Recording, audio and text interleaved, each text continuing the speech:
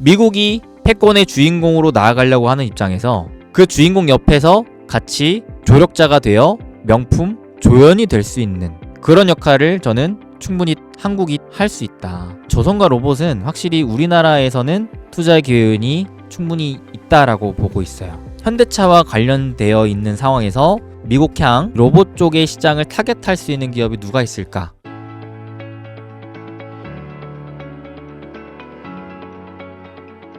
최근에 현대차를 외국인들이 또 계속 사모고 있거든요. 특히나 이번 주에 현대차가 갭상승까지 팍 뜰 정도로 강한 상승 흐름을 한 차례 보여줬어요. 그러면서 추세적인 기준으로도 이어지고 있는 하락 추세를 뚫고 반등하려고 하는 신호가 나왔습니다. 이 현대차를 비롯한 자동차 섹터는 왜 갑자기 좋아진 걸까요? 저는 결국에는 핵심은 이거라고 봐요. 현대차가 210억 달러의 대규모 대미 투자를 발표했다. 백악관에서 트럼프의 연설이 있은 이후로 정의선 현대차그룹 회장의 연설이 이어졌습니다. 그 둘의 연설을 다 보세요. 굉장히 중요한 투자 아이디어 포인트가 쏟아져 나왔습니다. 트럼프를 상대로 굉장히 좋은 사업을 펼치고 있다 라는 생각이 들었거든요. 그러면서 지금의 이 흐름을 저는 개인적으로 되게 긍정적으로 봤어요. 자, 그 내용이 뭐였었냐면 결국 핵심은 이거예요. 2028년까지 우리나라 돈으로 약 31조 원가량의 대규모 미국의 투자를 발표한 겁니다. 그래서 크게 세 가지 분야,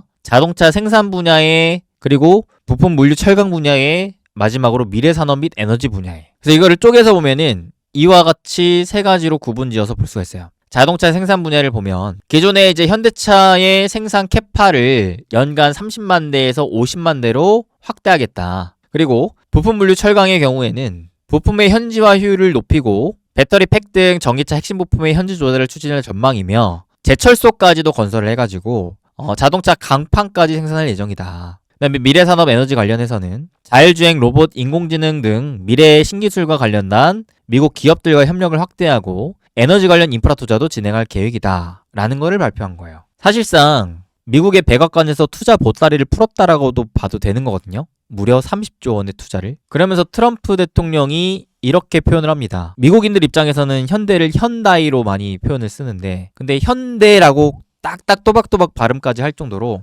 현대가 대단한 기업이고 고맙다라는 표현을 많이 씁니다. 되게 시사하는 바가 컸던 게 트럼프 대통령은 이전에 4월 2일에 상호 관세와 함께 특정 품목, 특히나 자동차, 반도체, 의약품, 목재와 같은 품목에 대한 관세 부과를 예고한 바가 있었습니다. 그래서 사실상 자동차와 반도체가 많이 흔들렸었죠. 근데 이번에 이제 관세 예외를 또 언급을 한 거죠. 이는 관세 부과의 예외가 없을 것이다라는 기존 입장과는 달랐고 실제로 현대차라는 예외가 생김으로 인해서 트럼프의 관세가 사실상 그렇게까지 큰 위협이 되지는 않는 거구나. 충분히 그를 피하기 위한 수단이 있구나. 정말 미국의 패권이 지금 견고한 입장이라면 굳이 저렇게까지 할 필요가 있나? 가령 어떠한 것까지도 지금 시장이 캐치를 했냐. 미국이 생각보다 다른 국가들에게 의존을 많이 하고 있는데 미국이 철강, 알루미늄 이러한 기초 소재라든지 또 반도체, 자동차, 의약품과 같은 전략 품목에 관세를 부과하고 중국산 선박 수요를 낮추려고 하는 건 미국이 다른 나라를 압도하는 힘이 약해질 수 있다라는 걱정 때문인 아닌가? 결국 이게 미국이 자체적인 내재화가 안 돼 있구나. 특히나 생산 능력에 있어서 확실히 제조업이 많이 약해져 있구나. 그러면 반대로 패권 싸움을 하고 있는 중국 입장에서는 미국에 있어서 대등한 관계를 요구할 수밖에 없고 미국은 더더욱이 전쟁을 불사하겠다는 의지를 가지기 어려워질 수가 있다는 것이죠. 그래서 결론적으로 미국이 자체적으로가 안 되니까 우방국의 도움이 필요하겠구나. 모든 원자재를 스스로 조달하고 모든 제품을 자체 제조하겠다는 목표가 생각보다 쉽게 달성하기가 어렵구나. 이러면 미국이 필요로 하는 국가, 미국이 필요로 하는 기업들은 그렇게까지 크게 위협을 받지 않을 수도 있겠구나. 이런 거를 시장이 다시금 확인을 한 거라고 저는 생각을 합니다. 제가 많이 강조했던 게 뭐였었냐면 지금 시기에 한국에 투자를 할 거라면은 결국 중요한 포인트가 뭐냐면 미국이 필요로 하는 그것을 갖고 있어야 된다. 특히나 미국이 패권을 잡기 위해 꼭 필요한 것. 저는 이게 가장 핵심적인 투자의 방향이지 않나 싶어요. 미국이 패권을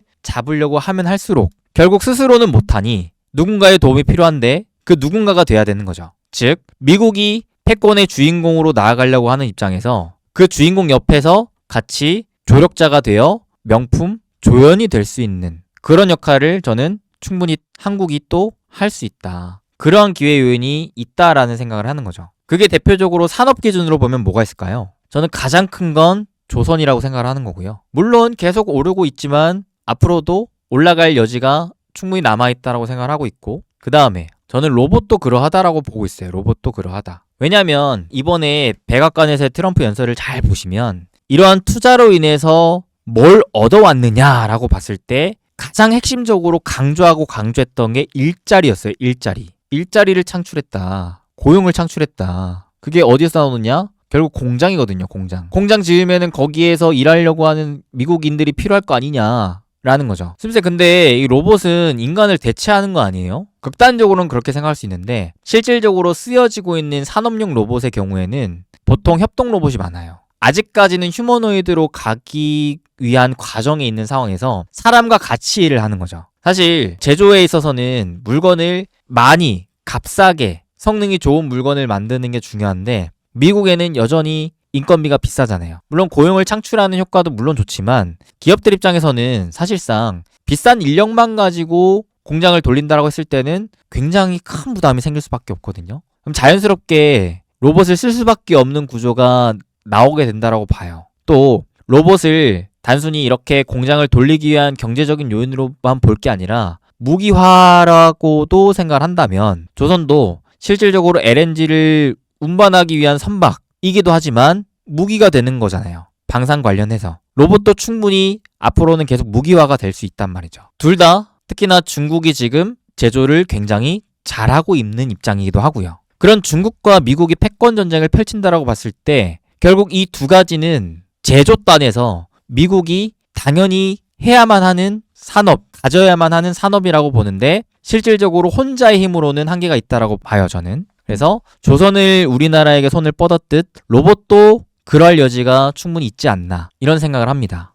저는 그 흐름이 분명히 앞으로 다가올 여지가 충분히 남아있다라고 보고 있는 입장이기 때문에 저는 조선과 로봇은 확실히 우리나라에서는 투자의 기회는 충분히 있다라고 보고 있어요. 그 다음에 제약바이오도 마찬가지. 제약바이오는 실질적으로 패권을 잡기 위한 수단이 되진 않지만 국민의 생명을 지키는 수단이 되었잖아요. 특히나 코로나 이후로 그게 되게 중요하게 자리 잡혀 있는 상황이고요. 근데 제약바이오도 미국의 대다수의 빅파마들이 생산, 제조를 맡기는 쪽이 중국 쪽이란 말이죠. 중국 비중이 자꾸 늘어나고 있어요. 미국 입장에서 좀 많이 불편할 거거든요. 요거에 대해서도 또 새로운 파트너가 필요하다라고 생각합니다. 그래서 이와 관련해가지고 저는 한국뿐만 아니라 일본, 대만, 즉 중국을 대신할 수 있는 제조 강국의 파트너들에게 미국이 지속적인 손을 뻗을 가능성이 높지 않나. 그런 손을 잡고 같이 커져갈 수 있는 기회를 잡는 명품 조연들이 충분히 나올 것이고 저는 미국이 주인공이 된다라고 친다면 그 명품 조연들의 힘은 점점 더 커질 가능성이 높다라고 생각을 하고 있습니다. 제가 보는 가장 핵심적인 투자 아이디어이자 큰 방향성이 요거예요. 뭐 방산도 떼놓을 수가 없고요. 그러니까 이들이 왜 상반기 1, 2월 시장이 강한 상승 흐름을 보여줄 때 괜히 주도주가 아니었구나라는 생각이 또 들죠. 또한 이대로 무너질까에 대한 생각을 해본다면 저는 그렇지 않을 가능성이 높다라고 판단하고 있는 상황이고요. 반대로 반도체, 그 다음에 자동차, 오늘 공부했던 요인을 잘 보시게 되면 미국이 정말 이거를 필요로 할까를 생각을 해보세요. 반도체는 필요로 하죠. 특히나 AI랑 연결지을 수 있는 반도체는. 고성능의 반도체는 계속해서 필요로 하다라고 생각을 합니다. 근데 미국이 자동차 필요로 할까요? 큰 돈의 흐름에 있어서는 자동차 반도체가 최근에 반등을 보여주고 있긴 하지만 과연 지속 가능한 성장을 할 수가 있을까? 상승을 할 수 있을까에 대해서는 개인적으로는 물음표. 차라리 그 성장에 있어서는 오히려 AI랑 연결되어 있는 반도체 또는 자동차가 아닌 새로운 무언가라고 봤을 때 저는 현대차가 노리고 있는 게 바로 그게 아닌가 싶어요. 자동차 공장을 지어갖고 자동차를 막 미국에서 판매하는 거는 단편적인 것일 뿐 현대차는 새로운 시장을 미국으로 진출하려고 하는 노림수가 있는 게 아닌가 그런 생각을 좀 갖게 됩니다. 그래서 앞서 세부적으로 세 가지 분야에 투자를 한다라고 봤죠. 제가 봤을 때는 1번, 2번은 미국이 원하는 바에 있어서의 기존의 투자를 더 강화하는 측면의 내용이었다라고 봐요. 근데 이 3번은 분명히 현대차가 원하는 바가 아닌가라는 생각이 듭니다. 대표적으로 자율주행, 로봇, 인공지능 분야. 즉 미래의 신기술과 관련해서 미국 기업들과 협력을 확대하는 그런 쪽. 실제로 현대차는 이미 엔비디아와 SDV AI와 같은 협력을 확대하고 있는 상황이고 웨이모랑도 자율주행에 있어서 협력을 확대하고 있는 상황입니다. 또한 현대차 그룹이 또 지분 인수를 한 보스턴 다이내믹스의 로봇 기업의 경우에도 실질적인 로봇에 대한 역량을 강화하고 있습니다. 실제 이 보스턴 다이내믹스 같은 경우에는 이러한 로봇계를 만들었는데 이 로봇계가 트럼프가 살고 있는 그 집의 순찰용 로봇으로서 이미 활용이 또 되고 있기도 해요. 그만큼 저는 현대차가 자동차에서 더 나아가서 이제 모빌리티 시장, 특히나 자율주행 로봇 시장에 있어서 이 미국 쪽으로의 진출을 노리고 있는 게 아닌가 그런 생각이 좀 들었습니다. 즉 로봇, 항공, 자율주행과 같은 미래 모빌리티에 대한 3대 핵심 축을 공략하겠다. 이런 생각을 해보는 거죠. 그렇게 본다면 현대차의 대규모 미국향 투자의 움직임에 따라서 그러면 자동차 관련주를 투자할 것인가 라고 봤을 때는 저는 글쎄 대신에 현대차와 관련된 자율주행, 현대차와 관련된 로봇 이쪽과 관련된 기업은 투자의 매력도가 장기적으로 커질 수 있겠구나라는 생각을 가져보게 됐어요. 그러면 대표적인 기업이 누가 있을까를 봤을 때 저는 아무래도 이제 장기적으로 본다면 자율주행보다도 로봇이기 때문에 현대차와 관련되어 있는 상황에서 미국향 이 로봇 쪽의 시장을 타겟할 수 있는 기업이 누가 있을까? 이런 공부를 좀 해봤거든요. 우리가 몇 차례 공부를 했던 기업 중에 클로봇이라는 기업이 있긴 하죠. 물론 이제 주가가 꽤나 많이 오르긴 했는데요. 또 신규 상장주라서 투자하기에 민감한 부분이기도 하고 아직 실적이 확실하게 찍히지 않았기 때문에 더 어려운 상황이긴 한데 그래도 클로봇이라는 기업이 주가가 이제 추세상으로 봤을 때는 이와 같은 우상향을 계속 만들어가고 있습니다. 그래서 이 구조가 깨지지 않는다라면은 지속 관심을 가져볼 수도 있는 기업이라고 생각이 드는데 이미 우리가 공부했었을 때 대비해서는 100% 이상 오른 바가 있기 때문에 부담스럽긴 하죠. 근데 클로봇이 어떠한 기업이냐면 현대차와 또 20억 원 규모의 계약을 체결했는데 그보다 더 봐야 될 점은 현대차가 인수한 미국의 보스턴 다이내믹스라는 기업의 사족보행 로봇 공급 관련 파트너십을 체결한 기업입니다. 그러니까 실질적인 이제 보스턴 다이내믹스 로봇의 공급 유통사 정도라고 생각하시면 되겠어요. 그래서 이제 직접적인 관련도가 높다라기보다는 간접적인 관련도가 높은 기업이다 정도로 생각하시면 되겠습니다. 근데 이제 현대차 그룹의 로봇 사업 발전에 중요한 파트너로서 자리매김을 하고 있는 기업이긴 하죠. 좀 더 직접적인 관련도가 높은 기업을 한번 좀 찾아봤을 때 최근에 이런 리포트들이 나오더라고요. 현대모비스를 우리는 지금까지 계속 자동차 부품 회사 정도로만 생각을 하고 있었는데 은근히 이 로봇 관련 부품 회사로서 도약을 하고 있더라고요. 특히나 현대모비스는 이 로봇에 마디 액추에이터 31개 종을 개발 중이고 로봇 회사와 협력하여 생산 공장에 로봇을 학습하는 데 활용 중이라고 합니다. 또 자율주행 관련해서도 이 전장 관련 부품에 대해서 흑자 전환이 된 상황이에요. 그래서 로봇 액추에이터 사업 진출로의 성장 동력까지도 확보를 한 상황입니다. 아무래도 우리는 계속해서 커져갈 이 피지컬 AI 시대, 즉 휴머노이드 로봇 시대를 준비할 필요가 있겠는데 현대모비스 같은 경우에는 로봇 액추에이터 기업, 액추에이터란 핵심 부품이죠. 성장 잠재력이 있다. 왜냐하면 일단 자금 여력이 풍부하고 기반 기술이 되는 스마트 셰시를 대량 생산 중이고 원가 절감 품질에 대한 경쟁력을 갖추고 있기 때문에 보스턴 다이내믹스가 만드는 휴머노이드 로봇에 거의 한 30여 개 종의 부품을 계속 개발하고 있는 상황이라는 거죠. 그래서 나중에는 이 보스턴 다이내믹스와 같이 갈 수 있는 부품사로 커져갈 수 있는 잠재력이 있는 거죠. 또한 기존의 자동차에서 전장, 즉 자율주행으로 한 단계 점프업한 게 전장 관련 부품에 대한 흑자 전환이 나왔다라는 거. 그래서 앞으로 점점 단가 인상에 대한 시스템이 구축이 되면서 매출에 대한 성장성도 자율주행 전장향으로 기대를 하고 있다라는 거. 거기에 더해 현대차와 또 GM, 도요타의 공동 소싱에 대한 논의 중이로 전동화 부품에 대한 수주가 급증이 예상이 된다라는 거. 즉 자율주행과 로봇 요거를 한 단계 같이 밟아갈 수 있는 회사로 변모하고 있다. 이렇게 보시면 될 것 같아요. 핵심 부품에 대한 매출 비중을 봤을 때 지금 전장 부품에 대한 매출 비중이 이미 2023년부터 절반 이상으로 올라온 상황이거든요. 근데 이제 비중이 높아졌을 뿐이지 흑자가 안 나왔는데 이제는 흑자까지 나오게 되니까 점점 현대모비스를 기존의 그냥 레거시한 자동차 부품 회사라고 볼 게 아니라 점점 이제 자율주행 부품 회사로 볼 수가 있는 것이고 자율주행 부품에 있어서도 점점 고객 라인들을 늘려가고 단가도 인상시켜 가면서 성장성을 만들어가고 있는 가운데 추가적인 성장 동력으로 로봇 부품까지도 개발하고 있다. 이런 식으로 이 기업을 이해하시면 좋을 것 같습니다. 그래서 이미 글로벌 전동화 사업에 대한 기반이 마련이 됐죠. 중국 쪽으로는 더 늘리기보다는 미국과 유럽 쪽으로, 그 다음에 신흥국 쪽으로 확실히 확대하려고 하는 움직임이 나오고 있어요. 그래서 최근에 보면은 현대모비스가 은근히 저점을 들어 올리고 고점을 들어 올리고 있는 상황이 나오고 있더라고요. 2010년도부터 2025년까지 거의 약 15년간 계속 갇혀있단 말이죠. 참으로 지긋지긋한 주식이 아닐 수가 없습니다. 근데 알게 모르게 점점 그 현대차 그룹 내에서 자율주행, 더 나아가 로봇까지 성장 여력을, 성장 잠재력을 키워가고 있는 단계에 있는 기업이다 정도로 여러분 한번 생각을 해보시고 공부를 해보셔도 좋을 것 같아요. 워낙 밸류 자체가 또 저평가되어 있지 않습니까? 싸지 않습니까? 그 부담이 없는 입장인 것 같아요. 이런 기업이 기존에는 계속 싸다였는데 새로운 성장 동력을 찾아서 업사이드가 열리면은 또 새로운 국면이 갑자기 나올 수도 있거든요. 물론 시총이 큰 기업이라 좀 묵직하긴 하지만 그래도 공부해볼 만한 가치는 있는 것 같습니다. 그 다음에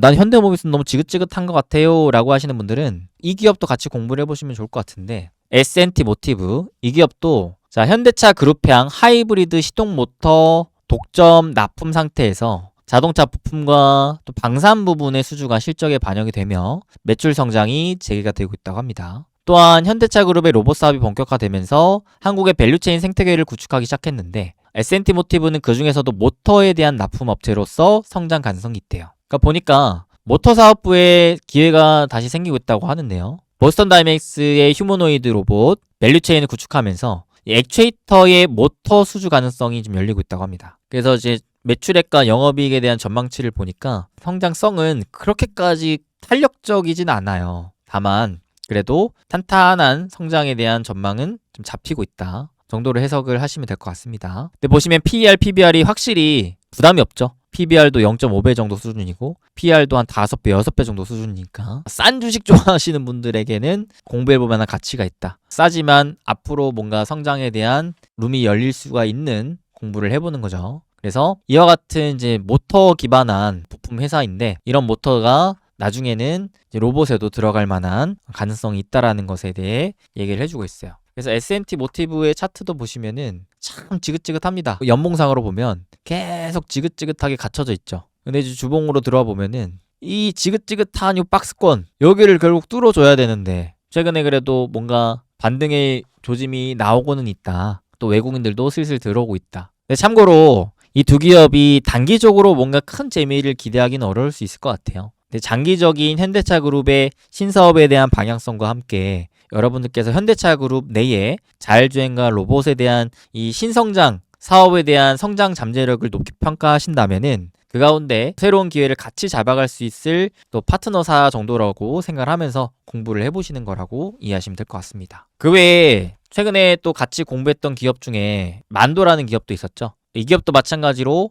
자율주행 관련한 기업이라고도 여러분들이 생각을 하시는데 거기에 플러스 알파로 이제 로봇 쪽으로도 확장하려고 하는 움직임, 그것까지도 같이 공부해 보시면 좋을 것 같아요. 만도도 밸류적인 측면에 있어서는 크게 부담이 없고 또 추세적으로는 이렇게 크게 하락하던 흐름에서 점진적으로 저점을 또 다시 들어 올리려고 하는 모습들이 나와주고 있으니까요. 그래서 제가 봤을 때 이 현대차 미국 로봇 관련 주에 있어서는 클로봇도 클로봇인데 현대모비스라든지 아니면 S&T 모티브, 그 다음에 HL 만도 정도? 요 정도를 한번 관심을 두면서 장기적으로 현대차 그룹의 자율주행, 로봇 사업에 대한 잠재력을 높이 평가하시면 같이 공부할 만한 기업들이지 않나 이런 생각이 들었습니다. 그래서 오늘의 결론, 반도체와 자동차 왜 외국인들이 사모으고 왜 반등이 나올까? 이런 이유가 있었구나. 근데 그 이유로 인해서 한국 증시에 대한 레벨업을 우리는 더욱더 기대할 수가 있다. 그럼 그 가운데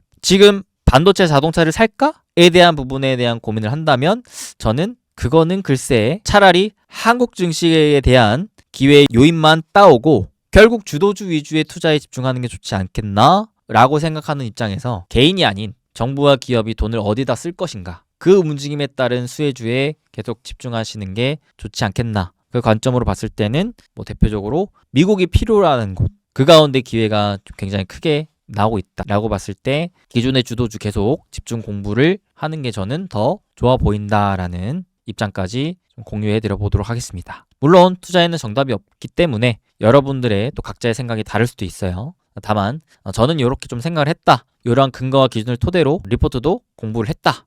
라는 것들을 대신 제가 공부한 내용을 정리해서 알려드린 거니까 여러분들의 공부하는 또 투자하는 기준에 조금이나마 참고가 되고 조금이나마 도움이 되길 바라봅니다. 네, 오늘도 매수 라이브 시간 통해서 여러분들과 함께 소통하면서 공부해봤습니다. 항상 매주 수요일 오후 8시 매수 라이브 진행하니까요. 함께 소통하면서 공부하고 싶으신 분들 놀러와 주시고요. 저는 이만 오늘 물러가도록 하겠습니다. 항상 여러분들 건강하시고요. 행복한 무자 행보 되세요.